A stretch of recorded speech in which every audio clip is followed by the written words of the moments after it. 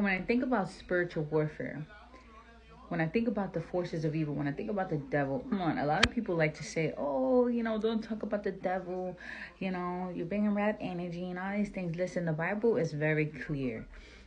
Paul even tells us to not be blinded of the devices of Satan, lest he have an advantage over us. So when you read the book of Ephesians chapter 6, starting from the verse 10 all the way down, but put on the full armor of God so that you can withstand, the wiles of the devil, the devices of the devil. And then it goes to say, for we wrestle not against flesh and blood, but against principalities and powers in heavenly realm, in the heavenly places, right?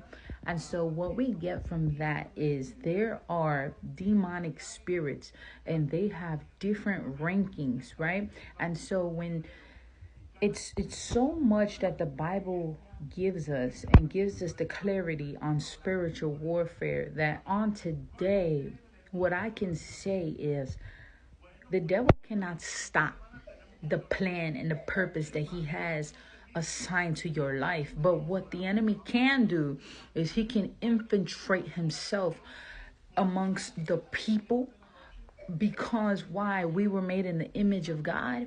And if he can cause you to believe the lie, then and if you can allow him to rob you of the truth, and you never reach your full potential, and you never choose to just walk by faith and not by sight, then although I can't stop the promise of God over your life, in a way I have deceived you to rob you of you standing in your rightful place to receive what God had for you all along. So in a way, it's a form of hindrance, but it's self-sabotage, because I'm using you to do it, because I'm limited in my power, because you are a created being by God, made in the image of God, made for purpose, on purpose, for such a time as this. But if I can keep you from knowing that truth, then I've already robbed you. I can't get you the way I once used to get you. For instance, I'll use myself. Smoking weed was my coping mechanism. That was the way that I sought for refuge, temporary. That was my way of coping with the pain, coping with whatever was going on in that circumstance, in that season of my life. Going to the clubs and whatever it is I was doing, it was a form of coping. I can't get you that way, because God brought you out of darkness into his marvelous light. But how can I get her to stumble? How can I? And so one revelation that the Lord gave me was that the enemy is going, he knows how to get you, because he studies you. The Bible tells us that the devil roams around like a roaring lion, seeking whom he may devour. So because he wants to devour you, he studies you. And it's so crazy, because it's kind of like when people talk about monitoring spirits.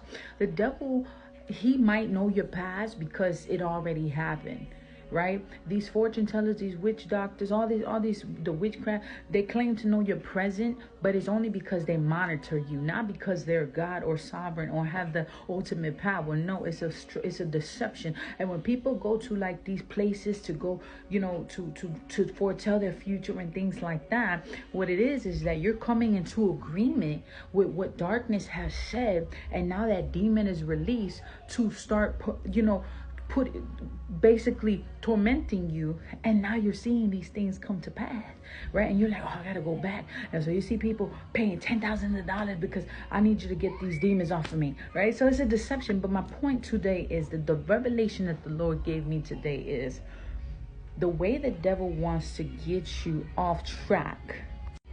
I need you offended. I need for you to be in a state of offense, because when you're offended, you're acting in such a way that you're no longer in character. So what the enemy will do is he will use people Some people don't even realize they're being used because they have certain doors open in their heart, and they're being utilized by the forces of evil. And the devil he is on an assignment to make you offended. Have you ever been in mid sentence and mid conversation and you realize that the person you're interacting with, the first thing that they're trying to do is get you offended? Come on, I've been there multiple times. And now you're offended because what they're saying is like being targeted for you to be in a state of emotion. Because here's the thing, I want a reaction. The devil wants a reaction from you because he knows that he can no longer get you in other ways that he once did in the past. So you're in the church, you're serving God, you're seeking purpose, you're seeking identity in Christ, you're standing firm on the firm, rock solid foundation. How can I shake her? How can I break her? I can get her on her feelings. And I will use I want to get her or him in a vulnerable state. The devil wants you in a vulnerable state because the devil, he watches his prey. He's not just going to attack. He's going to take his time on you. And once you're in that vulnerable state, boom, that's when he gets you. So why? What's the purpose of it? Because the devil wants you to have bitterness. The devil wants you to have unforgiveness. Why though? Why? Because even in the midst of so much ministry, even in the midst of everything God is doing in your life, if you have bitterness and unforgiveness, you're left behind. But what's the purpose? The purpose is, here's the thing. We're living in the last days. We've been in the last days for so long. Jesus will return. The Bible tells us that every knee shall bow and every tongue shall confess that Jesus Christ is King. He is Lord in the earth, on the bottom of the earth. It is what it is. Every knee shall bow and tongue shall confess, right? And so therefore, I'm not going to wait until that day to come. I'm going to bow down now. I'm going to humble myself now. What is my point of this message today? My point is be on guard. Be watchful, watch and pray, lest you fall into temptation. Jesus told his disciples as they were falling asleep in the Garden of Gethsemane that they were supposed to be watching. He said, your spirit is indeed willing, but your flesh is weak. My flesh is weak.